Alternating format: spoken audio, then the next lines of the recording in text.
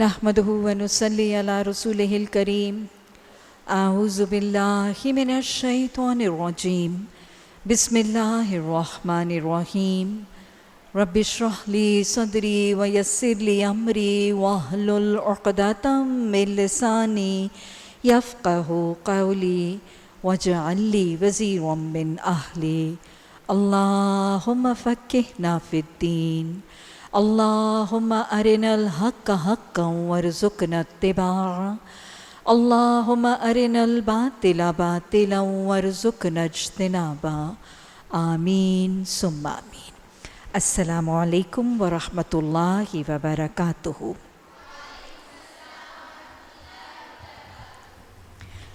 تفسیر سورہ البقرہ آیت نمبر 234۔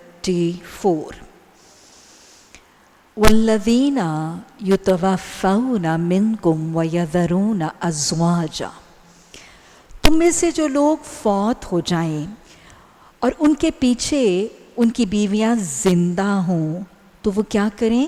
اپنے آپ کو 4 مہینے 10 دن تک روک کے رکھیں۔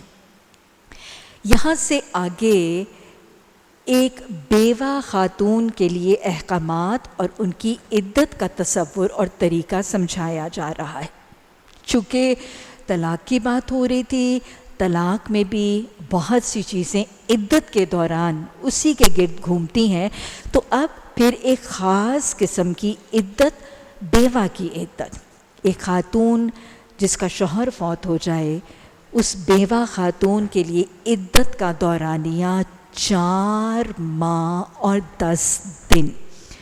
شوہر کے فوت ہونے کی تاریخ سے آگے اسلامی یا قمری کیلنڈر کے مطابق 4 ماہ 10 دن کا تعین کر کے عدت کو شمار کیا جائے گا۔ عدت کے احکامات کچھ حد تک ان آیات میں بھی بتائے گئے ہیں، اور اس کے علاوہ ہمیں حدیث کے حوالے سے بھی پتہ چلتے ہیں۔ عدت 4 ماہ 10 دن، اس دورانیے میں ایک بیوہ خاتون کو وہ طریقے اور وہ احکامات اور حدود سکھائے گئے ہیں کہ جن پر کاربند ہو کے اس کو ایک ہیلنگ پیریڈ دیا جا رہا ہے۔ ایک بہت بڑا سانحہ، ایک بہت بڑا غم کا پہاڑ، جدائی، ایک مشکل پیریڈ اس کی زندگی میں آتا ہے۔ اللہ کے رسول صلی اللہ علیہ وسلم کی زوجہ محترمہ حضرت خدیجہ رضی اللہ تعالی عنہا جس سال میں فوت ہوئیں اسے عام الحزن کہا گیا، غم کا سال، the year of grief۔ تو ازواج کی وفات یا شوہر کا فوت ہونا، جدائی اور تنہائی کی آزمائش بہت کٹھن اور بہت مشکل ہے۔ تو لہٰذا اس کے لیے اس کو ایک ہیلنگ پیریڈ 4 ماہ 10 دن کا دیا گیا ہے۔ اس کے مختلف احکامات یہ کہ اس عدت کے دوران ایک بیوہ خاتون کو ہر قسم کے بناؤ سنگھار سے پرہیز ہے۔ کوئی بھی بناؤ سنگھار کی چیز، چاہے خوشبو، سونے چاندی کے زیورات، ریشم، رنگ برنگ زرق برق لباس، تو کسی قسم کی زیب و زینت، کسی قسم کے اڈورنمنٹس اور کسی قسم کا بناؤ سنگھار جو ہے وہ بیوہ کو منع ہے۔ اسی طرح نکاح اور نکاح سے ریلیٹڈ نکاح کا پیغام ایک بیوہ کو عدت کے دوران نہیں دیا جائے گا، اور بیوہ خود بھی عدت کے دوران نکاح کا پیغام قبول بھی نہیں کرے گی، لے گی بھی نہیں، اور نکاح کا ارادہ بھی عدت کے دوران نہیں کرے گی۔ ہاں، اس کے بعد یہ سب چیزیں، عدت سے فارغ ہونے کے بعد یہ سب چیزیں کی جا سکتی ہیں۔ اور اسی کا تذکرہ اگر آپ پڑھیں تو اگلی آیات میں ہے کہ جب ان کی عدت پوری ہو جائے تو انہیں اختیار ہے اپنی ذات کے معاملے میں معروف طریقے سے جو چاہے کریں، تم پر اس کی کوئی ذمہ داری نہیں، اللہ تم سب کے اعمال سے باخبر ہے۔ زمانہ عدت میں تم خواہ ان بیوہ عورتوں کے ساتھ منگنی کا ارادہ اشارے کنائی میں ظاہر کر دو، خواہ دل میں چھپائے رکھو، دونوں صورتوں میں کوئی مذائقہ نہیں، اللہ جانتا ہے ان کا خیال تو تمہارے دل میں آئے گا ہی، مگر دیکھو خفیہ عہد و پیمان نہ کر۔ یعنی دل میں خواہش بھی آ سکتی ہے، ایک سوچ بھی آ سکتی ہے، خفیہ طور پہ اس کا اظہار بھی ہو سکتا ہے، لیکن باقاعدہ نکاح کا پیغام دینا اور یا باقاعدہ نکاح کے پیغام کو قبول کرنا اور پھر باقاعدہ نکاح کے بارے میں خفیہ عہد و پیمان کرنا، یہ نہیں ہوگا۔ اگر کوئی بات کرنی ہے تو معروف طریقے سے کرو، اور عقد نکاح باندھنے کا فیصلہ اس وقت تک نہ کرو جب تک عدت پوری نہ ہو جائے۔ خوب سمجھ لو اللہ تمہارے دلوں کا حال تک جانتا ہے، لہٰذا اس سے ڈرو، اور یہ بھی جان لو کہ اللہ بردبار ہے، چھوٹی چھوٹی باتوں سے درگزر کرتا ہے۔ گویا بیوہ کو عدت کے دوران نکاح کا پیغام دینے یا بیوہ کہ اس کو قبول کرنے سے منع کیا گیا۔ اس کے علاوہ ایک بیوہ کی عدت کے دوران یہ بھی پابندی ہمیں شریعت میں پتہ چلتی ہے کہ اس کو حتی الامکان کوشش کرنی چاہیے کہ وہ عدت اپنے فوت شدہ شوہر کے گھر ہی میں گزارے۔ آپ دیکھیں کہ وہ گھر جس میں اس کا شوہر اس کے ساتھ اس نے زندگی گزاری، عدت اس کو وہیں پر گزارنا اس کے لیے موزوں، مناسب اور پسندیدہ ہے شریعت کے لحاظ سے۔ لیکن میں یہ بات بتاتی چلوں، دین بہت پریکٹیکل ہے، بلا وجہ کی تنگیاں اور مشقتیں دین کا مزاج نہیں ہے۔ آپ دیکھیں کہ اگر ایک خاتون کے بچے شادی شدہ ہیں، آج کے معاشرے اور ماحول کی طرح کوئی امریکہ، کوئی کینیڈا، کوئی آسٹریلیا یا دوسرے شہروں میں آباد ہیں، اپنی ملازمتیں کر رہے ہیں، اور وہ خاتون اپنی شوہر کی وفات کے بعد گھر میں تنہا ہے، اب اکیلی خاتون، بہت دفعہ وہ بزرگ بھی ہوگی، بڑی عمر کی بھی ہوگی، بیمار بھی ہوگی، تو ایسی حالت میں ایک عورت سے یہ ایکسپیکٹ کرنا کہ شوہر کی وفات کے بعد وہ تنہا اپنے گھر کا نظام چلا لے گی، پورے گھر کا سسٹم چلانا، بلز دینے، گروسریز لانے، ملازموں کو ہائر فائر کر کے گھر کا مینٹیننس مینجمنٹ کرنی، وہ جو خاتون بوڑھی ہے وہ کیسے کرے گی تنہا؟ مالی طور پر، ذہنی طور پر، جسمانی طور پر اس کے لیے یہ ممکن نہیں ہوگا۔ اور عین ممکن ہے کہ بچوں میں سے یا بہن بھائیوں میں سے کوئی ملازمت پیشہ ہے، کوئی کاروبار پیشہ ہے، وہ اپنے کاروبار اور ملازمتیں چھوڑ کے اس کے پاس 4 مہینے 10 دن گزارنے کے لیے بھی نہیں آ سکتے، اور اسے عدت کے بعد بھی شاید اس گھر میں رہنا اس کے لیے تنہا ممکن نہیں ہے۔ تو ایسے حالات میں، ایسی مجبوری کی حالات میں اس کو پھر اپنے کسی ایسے محرم جس نے اس کی کفالت اور نگہداشت کرنی ہے اس کے گھر میں منتقل ہونے کی اجازت دی جا سکتی ہے۔ اب اگلی بات یہ کہ شوہر کے گھر رہنا ہے، یا جیسے میں نے اجازت کی بات کی کہ جس محرم کے گھر رہنا ہے اس کو اس گھر سے پھر بلا وجہ نکلنے کی اجازت نہیں ہے۔ غیر ضروری کاموں، گھومنے پھرنے، سوشلائزنگ، ڈائننگ آؤٹ، ہوٹلنگ، پارلروں، بوتیکوں، مالوں میں جانے کے لیے وہ نہیں نکلے گی۔ ہاں دین پھر پریکٹیکل ہے، اگر اس کی کوئی بیسک ضروریات زندگی کے لیے، نیسیسٹیز آف لائف کے لیے، بیمار ہے ہسپتال جانا ہے، ڈاکٹر کے پاس جانا ہے، ٹیسٹ کرانے، ایکس رے کرانے، الٹرا ساؤنڈز کروانے، تو جو ضروریات زندگی ہیں اس کے لیے وہ نکل سکتی ہے، یہ مجبوری ہے۔ اب ضروریات زندگی کو آج کے دور میں تھوڑا سا ریفائن بھی کیا جا سکتا ہے۔ آپ سب جانتے ہیں کہ آج کے دور میں عورت نے اپنی ذمہ داریاں اپنی حقیقی فرائض سے بڑھ کے لے لی ہیں۔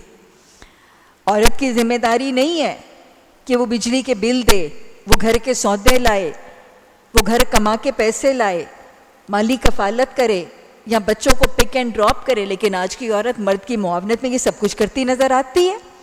عورت کا دائرہ کار تو بیسیکلی گھر ہے، لیکن آج کے معاشرے میں جہاں مرد انتہائی مصروف اور مجبور ہے، اور وہ یہ ساری ذمہ داریاں نہیں اٹھا سکتا، تو آج کی عورت یہ ذمہ داریاں اٹھاتی ہے.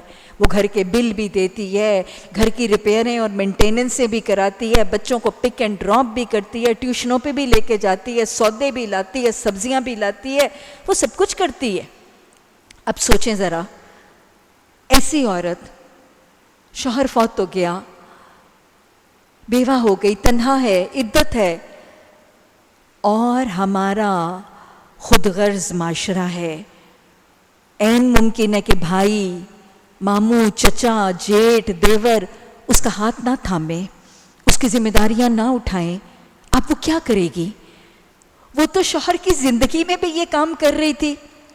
اب شوہر کی وفات کے بعد عدت کے نام پر اگر اس کو یہ کہہ دیا گیا کہ تم گھر سے باہر نہیں نکل سکتی، اور اس کی مدد بھی کوئی نہیں کرتا، بھائی بھی نہیں آتا، چچا ماما بھی داد رسی نہیں کرتے، تو وہ کیا کرے گی؟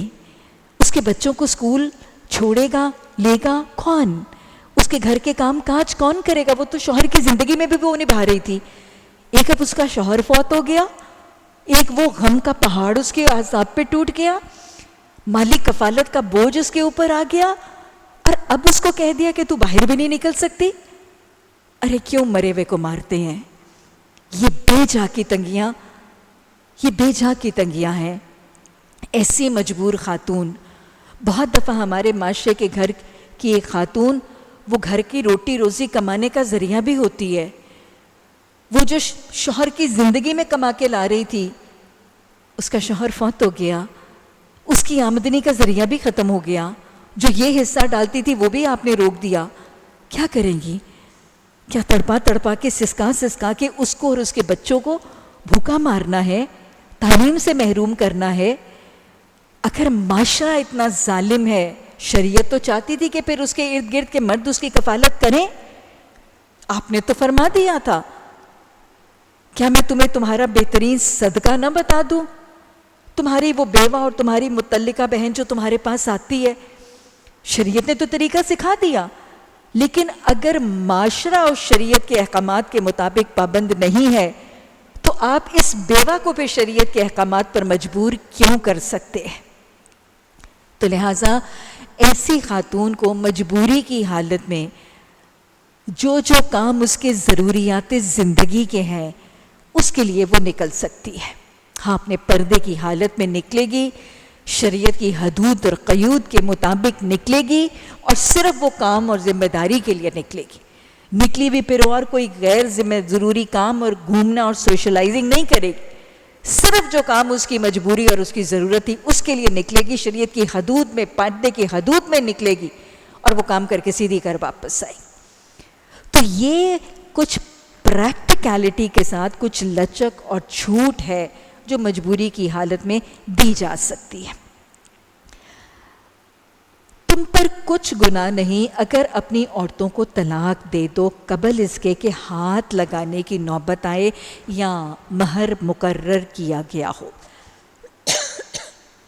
چونکہ طلاق کی بات ہو رہی تھی، تو اب یہ تصور اس آیت میں سمجھایا جا رہا ہے کہ تعلق قائم ہونے سے پہلے، جسمانی ازواجی تعلق قائم ہونے سے پہلے بھی طلاق دی جا سکتی ہے. نکاح سے پہلے تو طلاق نہیں ہے، یہ بات میں نے آپ کو کل کے سبق میں بھی بتائی تھی، لا طلاق قبل نکاح. لیکن اگر نکاح ہو جائے، آپ سوچیں کہ نکاح تو ہو گیا لیکن رخصتی نہیں ہوئی، لڑکی بھی اپنے میکے والوں کے گھر میں ہی موجود ہے، رخصتی نہیں ہوئی. دوسری عمل، نکاح بھی ہو گیا ہے، رخصتی بھی ہو گئی ہے، لیکن یہ کہ دونوں کو تنہائی یا پریویسی نہیں ملی.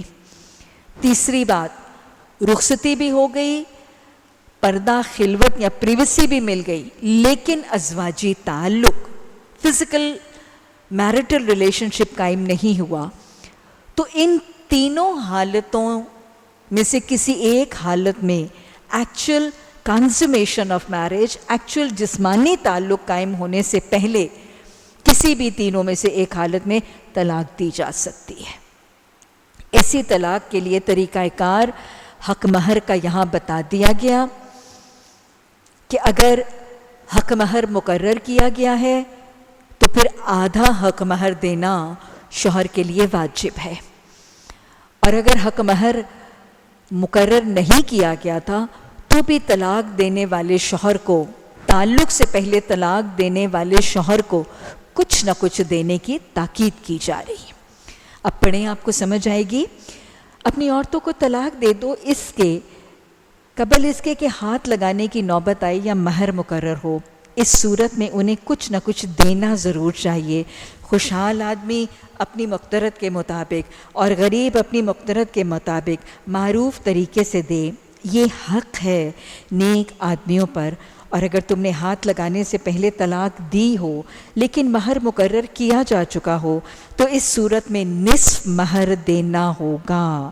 یہ اور بات ہے کہ عورت نرمی برتے اور مہر نہ لے، یا وہ مرد کہ جس کے اختیار میں عقد نکاح ہے نرمی سے کام لے اور پورا مہر دے دے، اور تم یعنی مرد نرمی سے کام لو تو یہ تقویٰ سے زیادہ مناسبت رکھتا ہے۔ آپس کے معاملات میں فیاضی کو نہ بھولو، تمہارے اعمال کو اللہ دیکھ رہا ہے۔ آیت نمبر 238، حافظوا علی الصلوات والصلاۃ الوسطی وقوموا للہ قانتین، نمازوں کی حفاظت کرو۔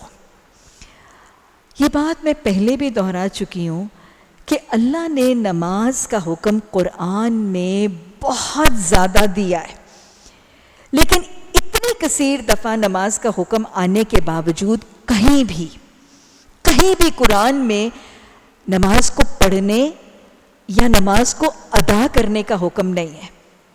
آفرنگ صلاح نہیں، اسٹیبلشنگ صلاح، نماز ادا نہیں، نماز قائم کرنا ہے، اور یہاں پر نماز کی حفاظت کا حکم ہے۔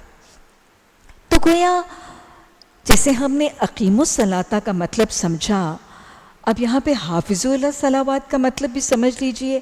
یہ آرڈر اینڈ ڈو آف قرآن ہے نا، کمانڈمنٹ آف اللہ ہے کہ اپنی نمازوں کو صرف ادا نہ کرو، نمازوں کی حفاظت کرو۔ نمازوں کی حفاظت بھی بنیادی طور پر اقیموا الصلاۃ سے ملتا جلتا ہی ایک انداز ہے، کیونکہ نماز قائم کرنے والا بھی کیا کر رہا ہوتا ہے؟ سسٹم آف صلاح کو امپلیمنٹ کرتا ہے نا، نماز کے نظام کو نافذ کرتا ہے، تو گویا نماز کی حفاظت ہی تو کر رہا ہوتا ہے۔ نماز کی حفاظت سے مطلب کیا ہے؟ سب سے پہلے تو نماز کے اوقات کی حفاظت کرنا، کیونکہ نماز کیا ہے؟ کتابا موقوتا، وقت پر لکھی ہے۔ نماز کے اوقات کی حفاظت کرنا، اور یہ کیسے ہوگا؟ جب دل مسجد سے جڑا ہے، نماز کا انتظار ہے، اپنا ٹائم ٹیبل، اپنے دن کے اوقات نماز کے ٹائم ٹیبل کے مطابق بدلے اور بنائے جا رہے ہیں، تو یہ نماز کے اوقات کی حفاظت کرنا، اذان کا جواب دینا، اذان کے بعد کی سنتوں کی حفاظت کرنا، پھر اس کے بعد اپنے جسم کی پاکی اور طہارت کی حفاظت کرنا۔ وضو کی حاجت ہے تو وضو کرنا، غسل کی حاجت ہے تو بر وقت غسل کر کے پاک ہونا، تو اپنے جسم کی پاکی اور طہارت کی حفاظت کرنا، اور پھر اپنے لباس کی حفاظت کرنا۔ نماز کا لباس ساتر لباس ہے، اپنے جسم کے ستر کی حفاظت کرنا نماز میں، پھر اپنے نماز کی کانسنٹریشن، توجہ، خشوع خضوع کی حفاظت کرنا،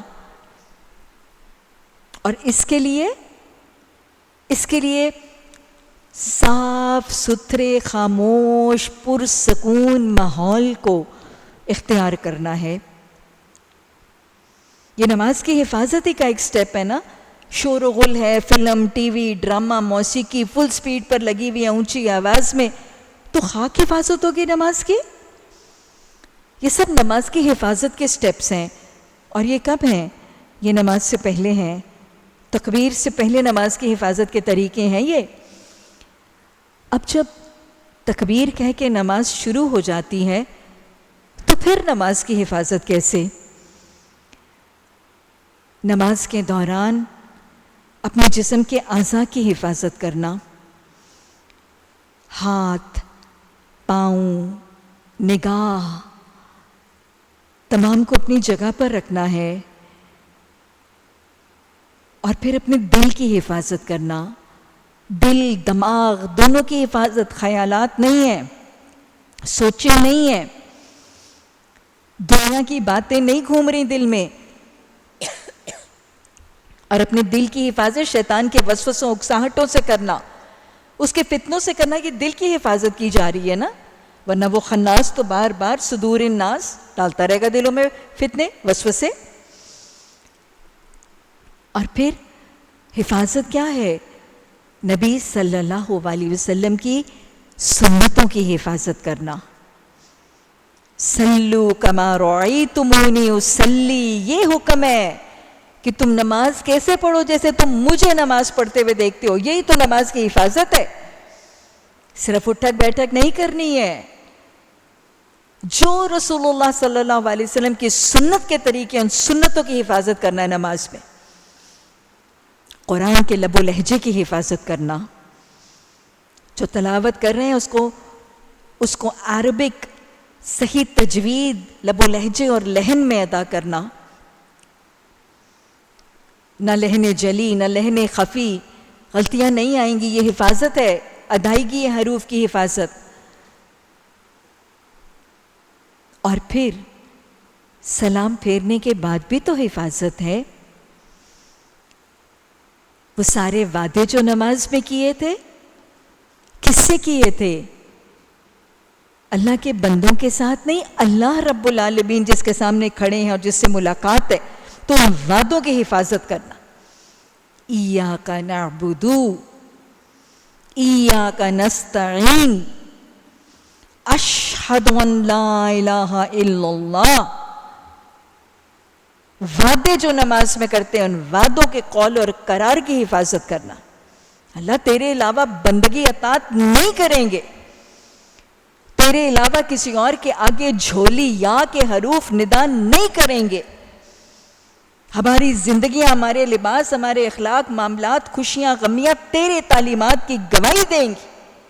یہ وعدے ہیں جو ان کی حفاظت کرنی ہے. پھر جو تربیت ہے نماز نے کی، ان کی حفاظت کرنا. وقت کی پابندی کی تربیت، پاکی اور طہارت، ساتر لباس. میری بیٹیوں، یہ نماز کی حفاظت ہی ہے کہ وہ لباس جو میں نماز میں اپناتی ہوں اس کو میں اپنا معمول بنا لوں، اور نماز کا وہ لباس میری زندگی میں محفوظ ہو جائے، اس پہ سٹیمپ لگ جائے.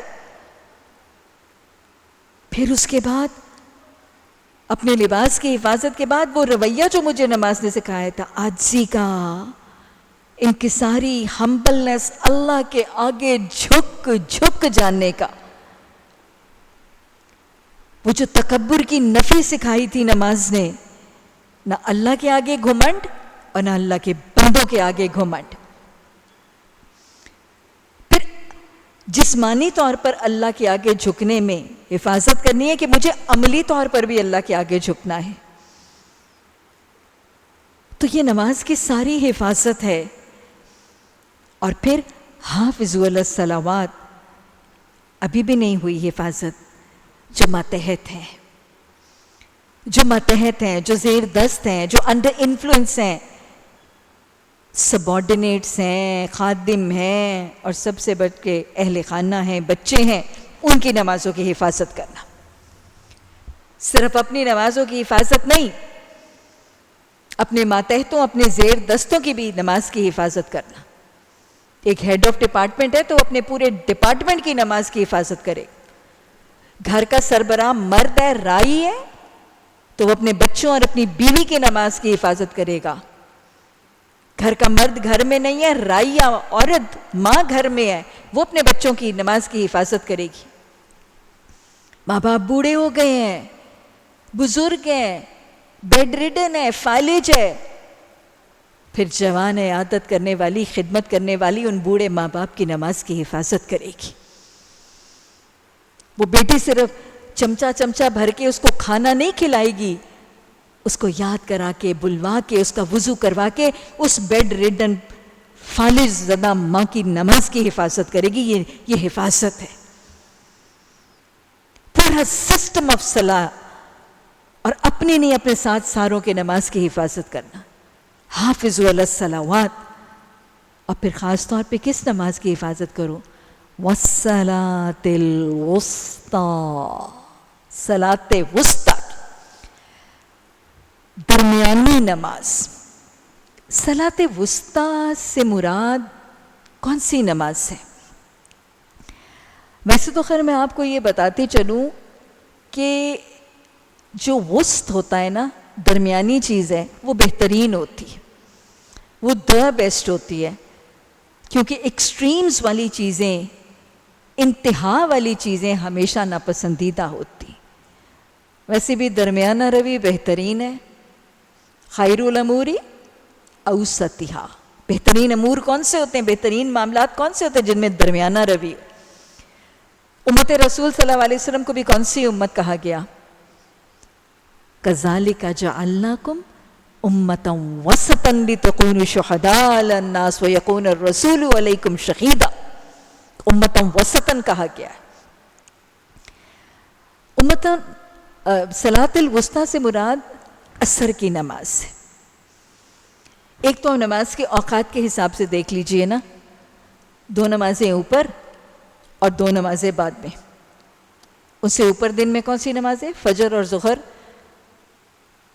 اوپر ہے، اور پھر مغرب اور عشاء بعد میں ہے۔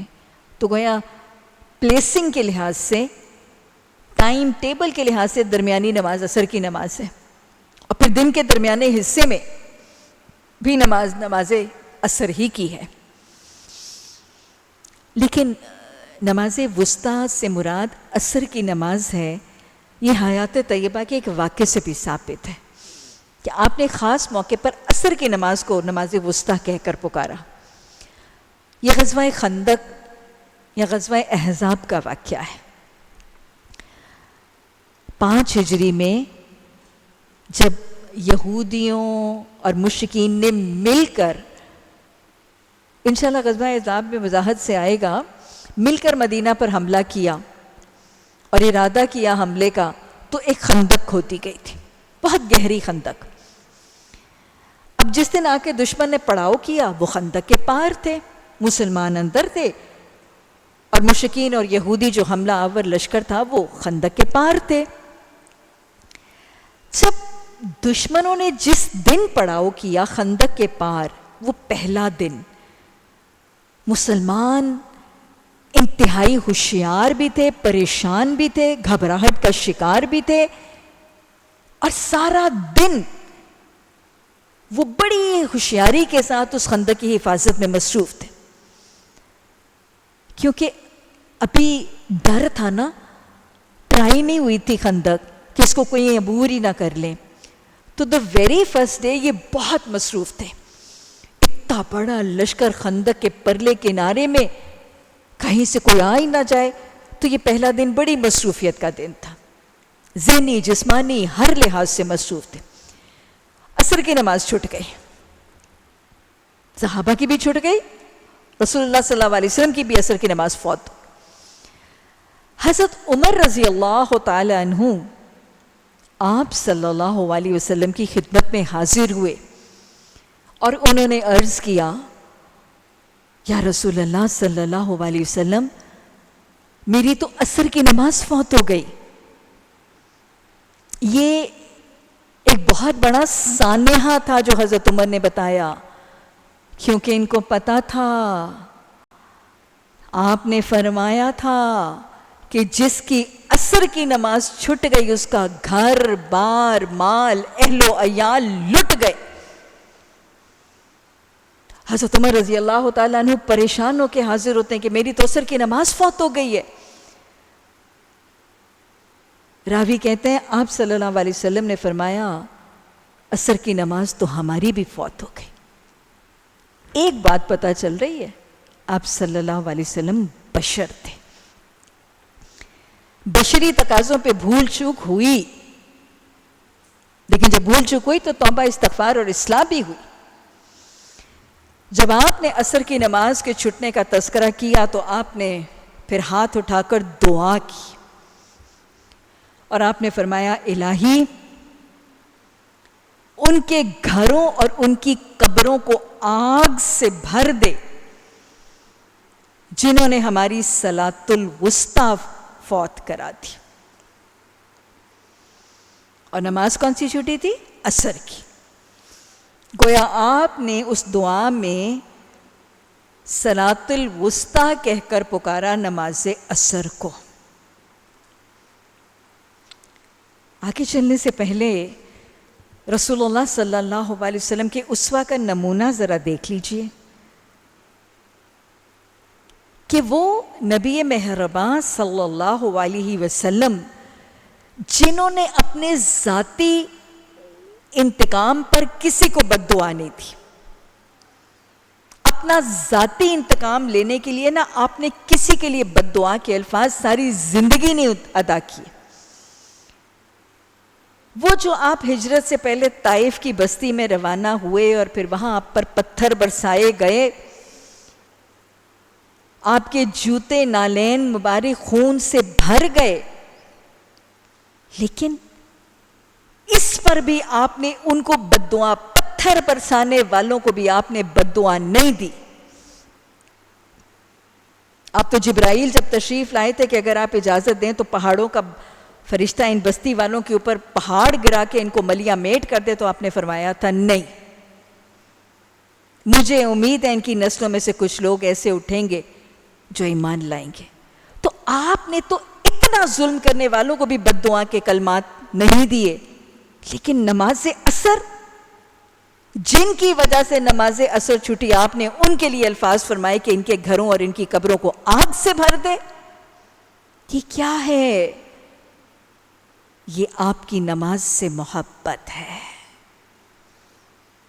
وہ جو آپ نے فرمایا جعلت قرۃ عینی فی الصلاۃ، اس نماز میں میری آنکھوں کی ٹھنڈک رکھ دی گئی ہے. اس نماز میں میری آنکھوں کی ٹھنڈک رکھ دی گئی ہے. آپ کی نماز سے محبت اور پھر خاص طور پہ نماز عصر کی اہمیت، دونوں چیزیں پتہ چل رہی. تو اللہ نے فرمایا ساری نمازوں کی حفاظت کرو، اور خاص طور پر کس نماز کی؟ نماز وسطیٰ کی حفاظت کرو. نماز وسطیٰ اور عصر کی نماز کی حفاظت کا حکم جو اللہ نے دیا ہے، یہ میں آپ کو بتاتی چلوں کہ اللہ سبحانہ تعالیٰ نے ایکچولی نام لے کر بنیادی طور پر دو نمازوں کا تذکرہ، دو نمازیں ہیں جن کے نام کے پیچھے قرآن کی دو سورتیں ہیں، دو نمازیں ہیں جن کی اللہ نے قرآن میں قسم کھائی ہے، سورہ فجر والفجر. قسم ہے فجر کی، اور سورہ فجر ایک سورت کا نام ہے. سورہ العصر والعصر، قسم ہے عصر کی، اور سورہ عصر ایک سورت کا نام ہے. فجر کا تو دو حوالے، عصر کا یہ تیسرا حوالہ بھی، کہ نمازوں کی حفاظت کرو اور خاص طور پہ نماز عصر کی حفاظت کرو. تو یہ نماز عصر کی فضیلت ہے. ارے کتنی اہم ہے، اگر اس کی ادائیگی میں سستی ہو گئی تو نفاق ہے کہ نہیں ہے؟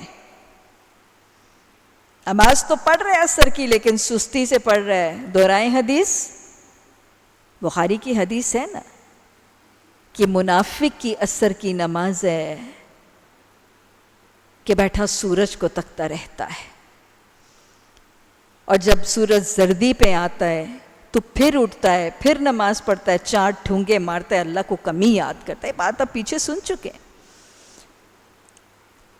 تو لہٰذا یہ عصر کی نماز، والعصر قسم، سورہ عصر، اور پھر حافظوا علی الصلوات میں خاص طور پہ صلاۃ الوسطیٰ کا تذکرہ.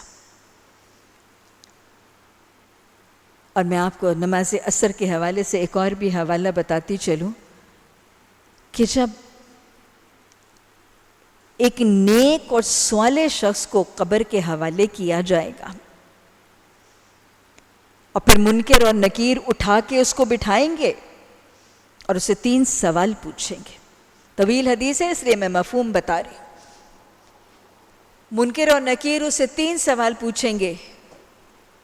تیرا رب کون تھا؟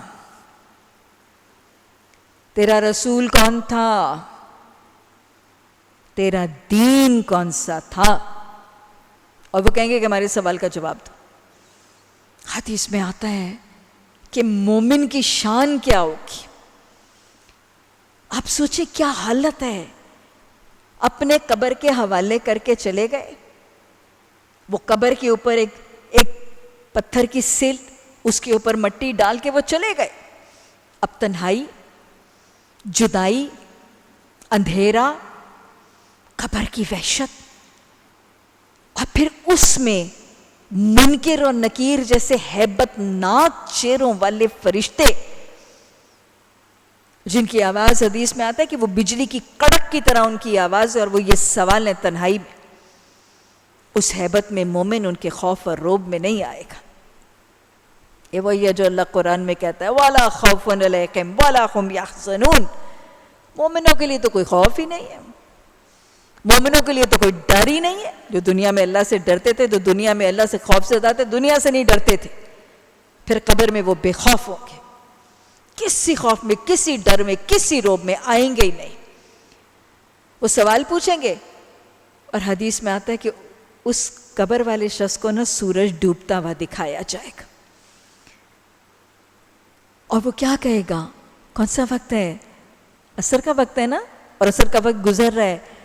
اس کو جب قبر میں سورج ڈوبتا ہوا دکھایا جائے گا تو وہ منکر اور نکیر کو خاطر میں نہیں لائے گا. وہ کہے گا ہٹ جاؤ پیچھے، مجھے نماز پڑھنے تھا. یہ جو دنیا میں نماز عصر کی پابندی کرتا تھا، کیا اس کو کانفیڈنس ملے گا؟ کیا اس کی شخصیت میں روب ہوگا؟ اس کو پرواہ ہی نہیں ہوگی کسی ہیبت کی، کسی خوف کی منکر و نکیر کی. اور وہ کہے گا ہٹ جاؤ پیچھے، مجھے نماز پڑھنے تھا. منکر و نکیر پھر اس سے سوال کریں گے، وہ کہیں گا پیچھے ہٹ جاؤ، مجھے نماز پڑھنے تھا. یہ توفیق کسی کو ایسے ہی نہیں ہوگی، اسی کو ہوگی جو اول وقت میں پورے خشوع اور خضوع کے ساتھ صلاۃ الوسطیٰ کا اہتمام کرتا تھا. وہ مزاج کے مطابق ویسا ہی کرے گا. پھر آتا ہے کہ فرشتے اس سے پوچھیں گے، وہ سوالوں کا جواب دے گا، اور 3 سوالوں کے جواب جب درست دے گا، اللہ کی توفیق سے اللہ ہمیں ان میں بنائے، تو فرشتے کہیں گے کہ یہ سوالوں کے جواب تجھے کہاں سے پتہ چلے؟ How did you get to these answers? تجھے کہاں سے سیکھے؟ تجھے کس نے بتائے؟ وہ کیا کہے گا؟ میرے پاس ایک کتاب تھی. اللہ تعلق بالقرآن عطا فرمائے. اللہ ہمیں اور ہمارے پیاروں کو اس قرآن سے محروم نہ کرنا. خاتمہ بالقرآن کرنا، موت کے وقت تک اس قرآن کے تعلق سے محروم نہ کرنا. وہ کہے گا میرے پاس ایک کتاب تھی، میں نے اس کو پڑھا اور اس کو سیکھا اور ان سوالوں کے جواب سیکھے. اللہ ہمیں مرتے دم تک اس قرآن کو تھامنے، اس کو پڑھنے، اس کو سیکھنے ہی نہیں سکھانے کی توفیق عطا فرما. تو اللہ نے فرمایا نمازوں کی نگہداشت کرو، اور خاص طور پہ کس کی؟ اپنی نماز وسطیٰ کی. اللہ کے آگے اس طرح کھڑے ہو جیسے فرما بردار غلام کھڑے ہوتے ہیں. بدامنی کی حالت ہو تو خواہ پیدل ہو خواہ سوار ہو، جس طرح ممکن ہو نماز پڑھو. اور جب امن میسر آ جائے تو اللہ کو اس طریقے سے یاد کرو جو اس نے تمہیں سکھا دیا ہے، جس سے تم پہلے نا واقف تھے. تم میں سے جو لوگ وفات پا جائیں، ہم نے دیکھا اگر آپ رب دیکھیں کتنا تسلسل اور کنٹینیوٹی ہے. قسم کا تذکرہ، پھر ایک خاص قسم کی قسم ایلا کا تذکرہ جس میں جدائی ہے، پھر طلاق کی بات، طلاق میں عدت کی بات آئی تو بیوہ کی عدت، بیوہ کی عدت میں بیوہ کے لیے حکم، اب شوہر کے لیے حکم. مربوط ہے نا کلام، کنٹینیوٹی سے ربط میں بات ہو رہی ہے. تم میں سے جو لوگ وفات پائیں اور پیچھے بیویاں چھوڑ رہے ہوں، یعنی بیوی اور بیوہ کے حق میں ایک وصیت کا تذکرہ، ان کو چاہیے کہ اپنی بیویوں کے حق میں یہ وصیت کر جائیں کہ 1 سال تک ان کو نان نفقہ دیا جائے گا اور وہ گھر سے نہیں نکالی جائیں گی۔ پھر اگر وہ خود نکل جائیں تو اپنی ذات کے معاملے میں معروف طریقے سے وہ جو کچھ بھی کریں اس کی کوئی ذمہ داری تم پر نہیں ہے۔ اللہ سب پر غالب اقتدار رکھنے والا حکیم اور دانا ہے۔ اسی طرح جن عورتوں کو طلاق دے دی گئی ہو انہیں بھی مناسب طور پر کچھ نہ کچھ دے دلا کر رخصت کیا جائے، یہ حق ہے متقی لوگوں پر۔ گویا یہاں پر فوت ہونے سے پہلے شوہر کو تاکید کی جا رہی ہے کہ اپنی بیوی کے لیے اپنے وارثوں کو یہ تاکید کر دیں، یہ وصیت کر دیں کہ شوہر کی وفات کے بعد اس کی بیوہ کو 1 سال تک گھر سے نہیں نکالا جائے گا اور اس کو 1 سال تک نان نفقہ دیا جائے گا۔ اکثر مفسرین کی روح سے یہ آیت اب منسوخ ہے۔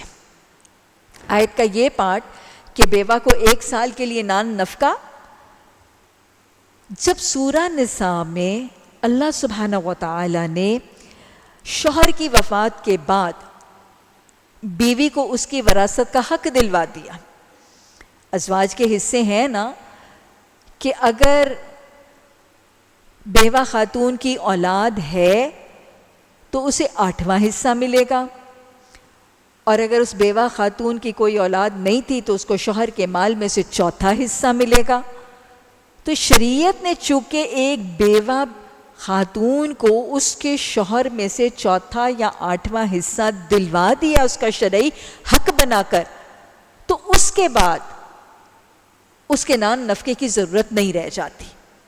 یہ ابتدائی حکم تھا جب ابھی وراثت کا حکم نہیں آیا تھا اور بیوہ کو اس کی وراثت کا حق نہیں دیا گیا تھا، تو یہ نان نفقہ 1 سال تک کا حکم پابند کیا گیا تھا وارثوں کو، اس کو اکنامک اور ہر قسم کی سیکیورٹی پرووائڈ کرنے کے لیے۔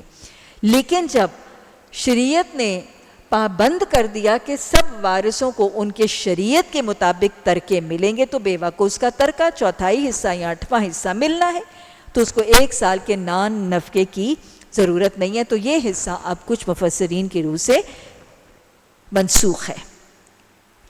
اور پھر بات دہرائی جا رہی ہے کہ طلاق دینے کے بعد بھی بیویوں کو کچھ نہ کچھ دیا جائے۔ یہ بات آپ یہاں بھی دیکھیں، آگے جا کے بھی سورہ طلاق میں دیکھیں گے کہ مردوں کو جہاں جہاں بیویوں یا عورتوں یا بیٹیوں کو کچھ بھی دینے کی ضرورت ہے نا، اس کو مینشن کر دیا گیا ہے، کیا گیا ہے کہ نہیں۔ یہاں کہا جا رہا ہے کہ اگر طلاق دے کے ایک عورت کو گھر سے فارغ کرو تو کچھ نہ کچھ دے دو۔ پھر یہاں تک بتایا گیا کہ اگر تعلق قائم ہونے سے پہلے بھی اس کو رخصت کرو تو بھی کچھ نہ کچھ دے دلا کے رخصت کرو۔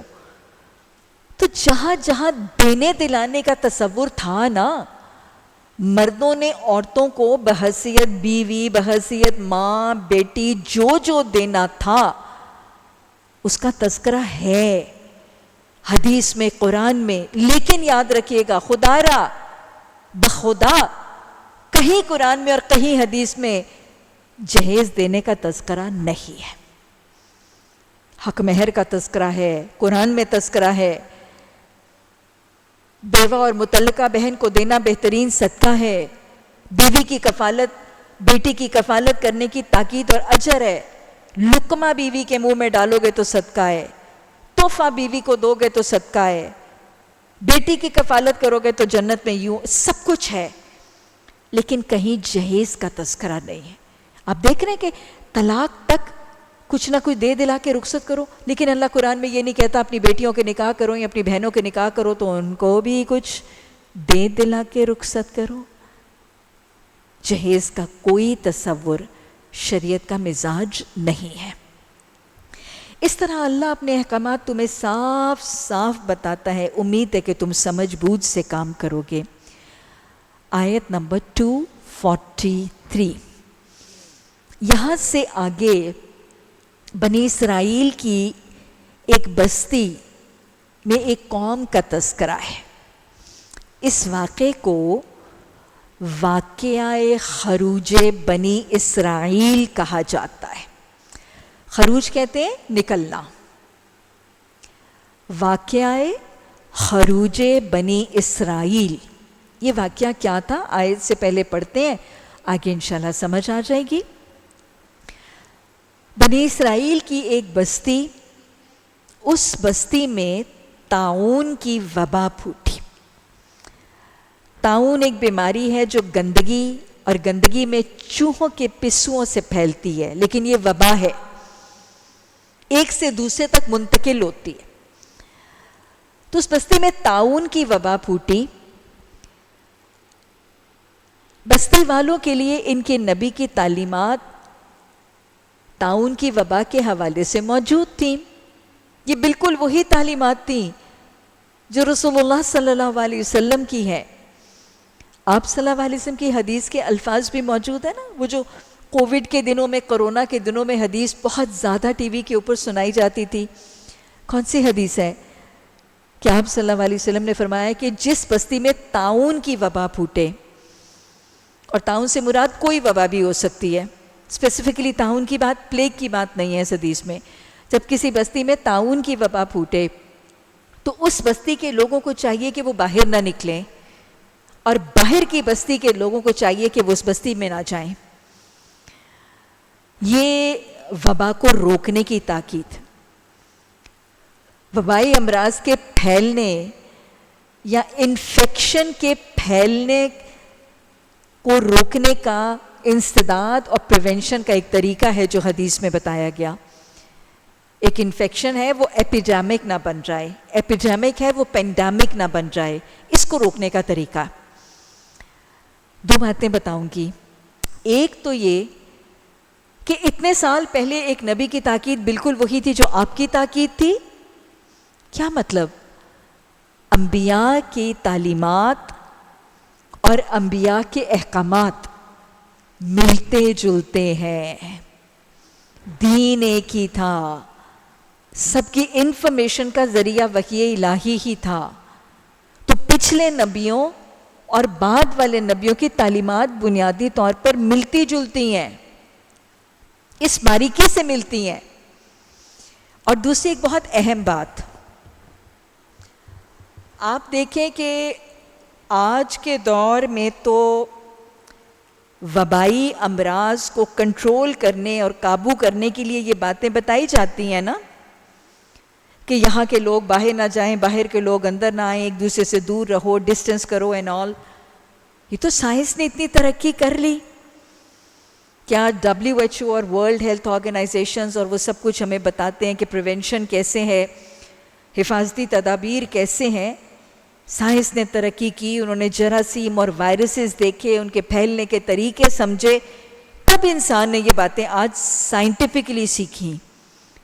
لیکن ہمیں اسلام میں آج سے 1400 سال پہلے 1400 سال پہلے رسول اللہ صلی اللہ علیہ وسلم کی حدیث کے ذریعے اتنا سائنٹیفک پوائنٹ، اتنا میڈیکل پوائنٹ بتایا جا رہا ہے۔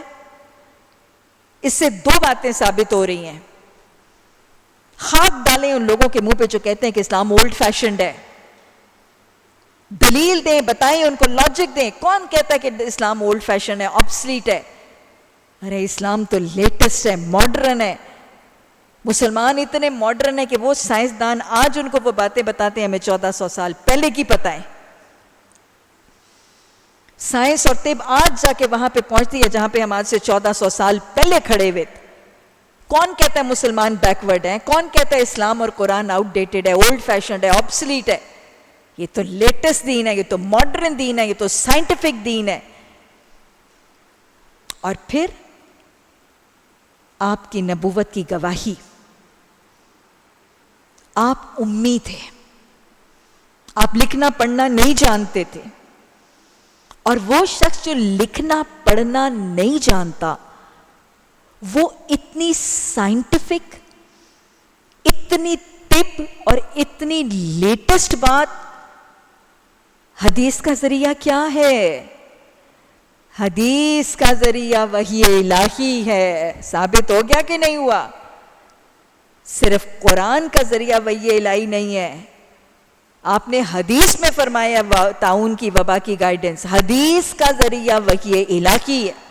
1400 سال پہلے آج سے جس نے نہ کتاب پڑھی، نہ لکھنا آتا ہے، نہ پڑھنا آتا ہے، وہ اتنی طبی بات بتا رہے ہیں، اتنی میڈیکل، اتنی سائنٹیفک نسخہ بتا رہے ہیں. آپ کو کہاں سے بتایا گیا تھا؟ وحی کے ذریعے. حدیث کا ذریعہ وحی الہی. اللہ نے وحی کی حفاظت کا ذمہ لیا. قرآن بھی محفوظ ہے، حدیث بھی محفوظ ہے. اب یہ جب ان کے نبی کی تعلیمات تھیں کہ تم جب کسی بستی میں طاعون کی وبا پھوٹے تو تم وہاں سے نہ نکلنا.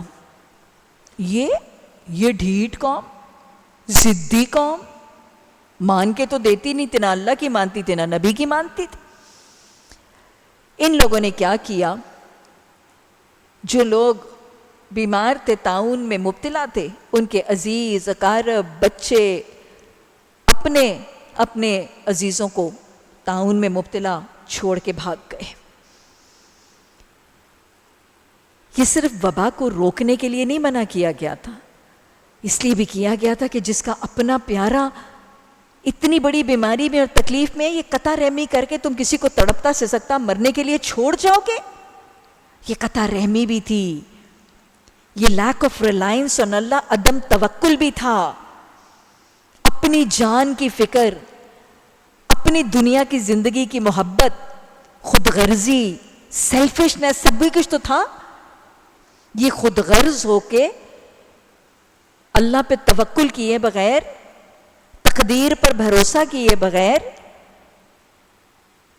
یہ حقیقت بھلا کے کہ کلو نفس ذائقۃ الموت، میری موت کا وقت متعین ہے، جانی ہے، وہ آئی جانی ہے، سب کچھ بھلا کے اور جینے کے حریص ہو کے قطع رحمی کر کے پیاروں کو تڑپتے ہوئے سسکتے ہوئے چھوڑ کے دل سخت کر کے یہ نکل گئے بستی سے. موت سے بچنے کے لیے بھاگے تھے نا. اللہ کہتا ہے وَهُمْ أَلُوفٌ، ہزاروں کی تعداد میں تھے جو نکلے. ان کو پابند کیا گیا تھا بستی سے نہ نکلنا، اپنوں کو چھوڑنا نہ، دوسروں کو وبا دینے کے لیے نکلنا نہ. دونوں پرسپیکٹیو سے انہوں نے اللہ کی نافرمانی کی، کیونکہ اپنے آپ کو موت سے بچانا چاہتے تھے. ڈرتے تھے موت سے ڈر کے بھاگے، جینے کے لیے بھاگے. ابھی کچھ ہی دیر کی ہزاروں کی تعداد گئی، اللہ نے حکم دیا موتو، سب کے سب مر گئے، سب کے سب کو موت آ گئی.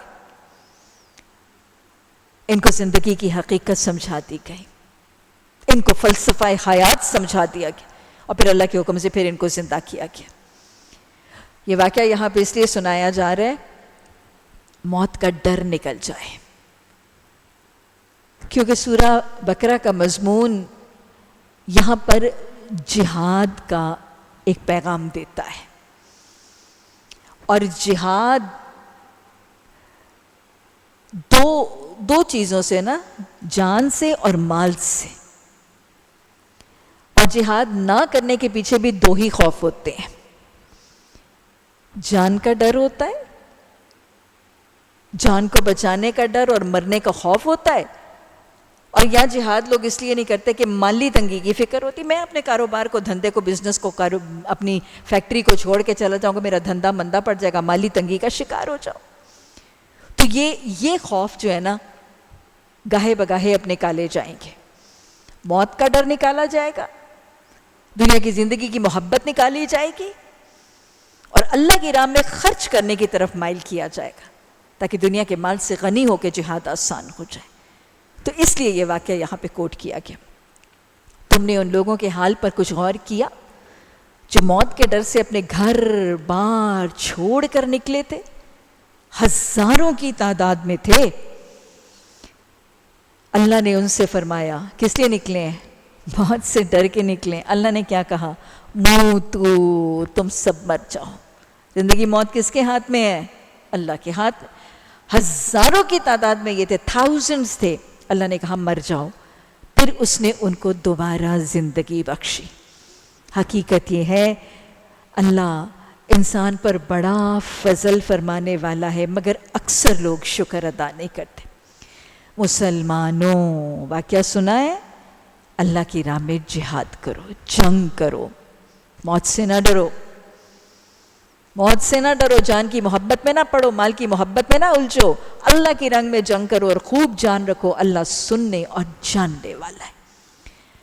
اور پھر آگے جا کے اللہ کی راہ میں خرچ کرنے کی تاکید، من ذا الذی یقرض اللہ قرضا حسنا فیضاعفہ لہ اضعافا کثیرا۔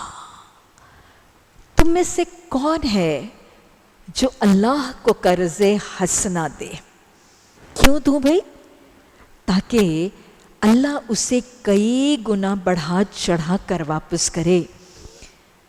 گھٹانا بھی اللہ کے اختیار میں ہے اور بڑھانا بھی، اور اسی کی طرف تمہیں پلٹ کر جانا ہے۔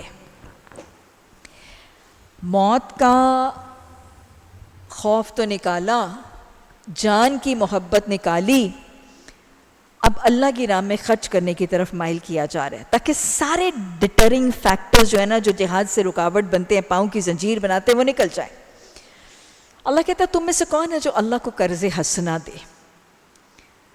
اللہ کی راہ میں خرچ کرنے کا تذکرہ پھر دوسری دفعہ، میں نے آپ کو پچھلی دفعہ ہی بتایا تھا، اب اختتام تک تھوڑی تھوڑی دیر کے بعد انفاق فی سبیل اللہ کی آیات آئیں گی، سینسٹائزر کے شوق میں، حساسیت پیدا کرنے کے شوق میں، مائل قائل موٹیویٹ کرنے کے شوق میں، تاکہ ایک ہائپ، ایک کلائمیکس بلڈ اپ ہو جائے، اور پھر جب کلائمیکس آئے گی پھر پورا طریقہ انفاق کا چارٹر بتایا جائے گا۔ اللہ کہہ رہا ہے تم میں سے کون ہے جو اللہ کو قرض حسنا دے؟ اور جب اللہ کو قرض حسنا دو گے تو اللہ کیا کرے گا؟ فَيُضَاعِفُهُ لَهُ، پھر وہ جو تم اللہ کو دو گے اللہ اس کو کئی گنا بڑھا چڑھا کے دے گا۔ اللہ کتنا بڑھا کے دیتا ہے؟ حدیث اور قرآن میں کیا سمجھایا گیا ہے؟ آگے بھی جا کے یہ بات ہوگی، پھر دہراؤں گی کیونکہ یہ بار بار دہرائے جانے کے لائق ہے۔ شب معراج کے موقع پر نبی صلی اللہ علیہ وسلم کو جو انعامات دیے گئے تھے ان میں سے ایک یہ وعدہ تھا، اور قرآن میں بھی اس وعدے کی تصدیق ہے کہ امت محمدی صلی اللہ علیہ وسلم کے افراد جب بھی کوئی نیکی کریں گے، whenever, wherever, whichever، جب بھی کوئی نیک عمل کریں گے اس کو کم از کم 10 گنا اجر دیا جائے گا۔ یہ وعدہ تھا شب معراج کے موقع پر، اور قرآن نے تصدیق کی 10 امثالہا، 10 گنا اجر۔ اچھا، رمضان میں ہمیں پتہ ہے کہ نیکیوں کا اجر جو ہے وہ 70 گنا ہو جاتا ہے۔ ابھی ہم سورہ بقرہ کی آیات پڑھیں گے ان رکوعات میں تو وہاں پہ 700 گنا۔ جب ایک دانہ بوتے ہو تو اس میں سے 7 بالیاں، اور 7 بالیوں میں 100 دانے، تو 700 گنا سورہ بقرہ کی آیات میں۔ آگے جا کے پڑھتے ہیں ابھی ہم انشاءاللہ جلدی۔ اور پھر ایک حدیث میں آپ نے فرمایا کہ جب تم میں سے کوئی اپنے حلال مال میں سے صدقہ کرتا ہے، شرط کیا ہے؟ کس میں سے صدقہ کرنا ہے؟ 100 چوہے کھا کے بلی حج کو چلی، حرام سے نہیں، حلال مال میں سے صدقہ کر۔ جب تم میں سے کوئی اپنے حلال مال میں سے صدقہ کرتا ہے تو اللہ اسے اپنے دائیں ہاتھ میں لیتے ہیں۔ عربوں میں جو دایاں ہاتھ ہے نا، وہ عزت اور احترام اور قوت اور پروٹوکول کی علامت ہے۔ اللہ اسے اپنے دائیں ہاتھ سے لیتے ہیں، پھر اس کی حفاظت کرتے ہیں، پھر اس کو نشو و نما دیتے ہیں، بڑھاتے ہیں، یہاں تک کہ وہ بڑھ کے بالکل ویسے نشو و نما دیتے ہیں جیسے تم میں سے کوئی اپنے بچھیرے کو پالتا ہے، یہاں تک کہ وہ بڑھ کے پہاڑ جتنا بڑا ہو جاتا۔ اب کوئی لمٹ نظر آ رہی ہے؟ صدقہ دیا رزق حلال میں سے تو اللہ نے بڑھا دیا، پہاڑ جتنا بڑا کر دیا۔ اور پھر اللہ کی راہ میں خرچ کرنے کا وعدہ آپ نے فرمایا اتقوا النار، جہنم کی آگ سے بچ جاؤ، چاہے کھجور کا ایک ٹکڑا دے، بشق تمرۃ، ایک کھجور کا ٹکڑا دے کر بھی چاہے تو جہنم کی آگ سے بچو، کیونکہ صدقہ ڈھال ہوگا نا تو تو یہ تو لمٹ ہی کوئی نہیں ہے. تو اللہ نے یہاں پہ یہی کہا کہ زندگی کی مہلت ہے، مال ہے، تو اللہ کو قرض حسنہ دو، اللہ کے آخرت انویسٹمنٹ بینک میں ڈپازٹ کرو، اللہ کی راہ میں للہ فی اللہ خرچ کر کے اس کو کئی گنا بڑھا کے منٹیپلائی کر کے تمہیں دے گا. اور کب دے گا؟ خالی ہاتھ ہو کے. جس دن تم خالی ہاتھ ہو گے، اور جس دن تم نے جنت کے گھر کی قیمت بھی ادا کرنی ہوگی اور تمہیں وہ مال چاہیے ہوگا، اس دن تمہیں بڑھا کے دے گا. صحابہ جب آیات سنتے تھے نا تو وہ صرف اس کا گرامیٹیکل انالیسس نہیں کرتے تھے، اس کے صرف نوٹس پورے نہیں کرتے تھے، یا اس کو صرف حفظ کر کے جھومتے نہیں تھے، وہ تو پھر عمل کرتے تھے. اللہ نے فرمایا کون ہے جو قرض حسنہ دے گا؟ ایک صحابی وہیں نبی صلی اللہ علیہ وسلم کی محفل میں تشریف فرمائے، حضرت ابو دہدہ فوراً ہی کھڑے ہوتے ہیں اور فرماتے ہیں یا رسول اللہ صلی اللہ علیہ وسلم، اللہ ہم سے قرض حسنہ مانگتا ہے؟ مطلب it was like a question کہ اللہ کو قرض حسنہ کی ضرورت ہے، وہ تو رازق ہے. آپ صلی اللہ علیہ وسلم نے فرمایا ہاں ابو دہدہ، اللہ تم سے قرض حسنہ مانگتا ہے اور اس کے بدلے تم سے جنت کے باغوں کا وعدہ کرتا ہے. ہو گیا کام. قرآن نے پہلے کہا تھا، نبی صلی اللہ علیہ وسلم نے بات سمجھا دی، بس سمجھ آ گئی، دل میں بیٹھ گئی. فوراً ہی فرماتے ہیں یا رسول اللہ صلی اللہ علیہ وسلم، میرا ایک باغ ہے، میرا ایک باغ ہے، اس کو میں اللہ کے لیے قرض حسنہ دیتا ہوں. آپ صلی اللہ علیہ وسلم نے فرمایا ابو دہدہ، اللہ تم سے اس کے بدلے جنت کے باغوں کا وعدہ فرماتا ہے. واہ کیا سودا ہے. اب یہ باغ میں آپ کو بتاؤں، یہ حضرت ابو دہدہ کا باغ جو تھا، یہ صرف باغ نہیں تھا، اس باغ میں ان کا ذاتی گھر بھی تھا، اپنی ریزیڈنس بھی اس باغ کے اندر تھی، بیوی بچے بھی اس گھر کے اندر ہی رہتے تھے، یعنی رہائش گاہ بھی ہے اور باغ بھی ہے. کل متاع حیات ہے یہ باغ. زندگی کا سارا گزران کا طریقہ اور روٹی روزی کا ذریعہ یہ کل باغ ہی ہے، پونجی. یہ سارے کا سارا باغ اللہ کو قرض حسنہ دینے کے بعد اب واپس اپنی بیوی کو اس بات کی خبر دینے کے لیے جا رہے ہیں، اور راستے میں مطمئن ہے، پرسکون ہے، کوئی پریشانی نہیں ہے، کوئی ریگریٹ نہیں ہے کہ میں نے اس وقت اتنا ورک اپ ہو کے میں نے پورا باغ ہی دے دیا، گھر ہی دے دیا، بنے گا کیا؟ میں اتنے جوش میں آ کے اتنا بڑا قدم تو اٹھا بیٹھا، پر بنے گا کیا ابو دادا تیرا؟ نہ، کوئی ریگریٹ نہیں، کوئی آفٹر تھاٹ نہیں، کوئی بعد میں سوچ نہیں، کوئی پریشانی نہیں، مطمئن، پرسکون، راضی برضائیں، شادائیں، فرحائیں. ارے سودا بڑی ذات سے کر لیا نا، اور دنیا کے باغ کے بدلے جنت کا باغ لے لیے. اب جب وہاں جاتے ہیں تو یہ باغ تو میرا ہے ہی نہیں، باغ کی دیوار کے باہر ہی کھڑے ہو جاتے ہیں اور اندر بیوی کو آواز لگا کے کہتے ہیں ام دہدہ، میں نے یہ باغ اللہ کو قرض حسنہ دے دیا، اور ام دہدہ میں اس باغ کے بدلے اللہ سے جنت کے باغوں کا امیدوار. بیوی نے کیا جواب دیا؟ وہ جو اپنے گھر میں بیٹھی ہوئی تھی باغ کے اندر، واہ ایک اورچرڈ ہے، اورچرڈ کے اندر گھر بھی ہے اور بچے بھی اطمینان سے بیٹھے. واللہ اگر پاکستان کی کوئی عورت ہوتی تو وہ ضرور یہ کہتی، اللہ کے بندے تیرے دماغ پہ تو بھوت سوار ہو گیا، دیتے دیتے اپنا پورا وقت لگا دیا، تو نے سارا کچھ لگا دیا، اب یہ گھر بھی دے کے آ گیا، میں کہاں جاؤں گی؟ مجھے کہاں لے کے جائے گا؟ مجھے فٹ پاتھ پہ بٹھائے گا، اور میری دیورانیاں جٹھانیاں گھروں میں اور محلوں میں رہیں گی، اور میں اب کہاں جاؤں گی؟ میرا کیا بنے گا؟ یہ کیا شدائیوں والا کام کر کے آیا ہے؟ باغ تو دیتا، گھر کہاں ساتھ بیچ میں لگا ہے؟ لیکن نہیں، یہ وہ بیویاں تھی جو دین کی مددگار ازواج تھی. بیوی نے کیا کیا؟ اپنا سامان اور اپنی پونجی باندھی، بچوں کو انگلی سے لگایا، اور بچوں کو انگلی سے لگا کے دیوار سے پرے کھڑے ہوئے شوہر کو کیا کہتی ہیں؟ ابو دہدہ سودا خوب کیا، یہ دین دین کی مددگار ازواج. ابو دہدا سودا خوب کیا. الہی ایسے سودے کرنے کی توفیق اور ظرف عطا فرما.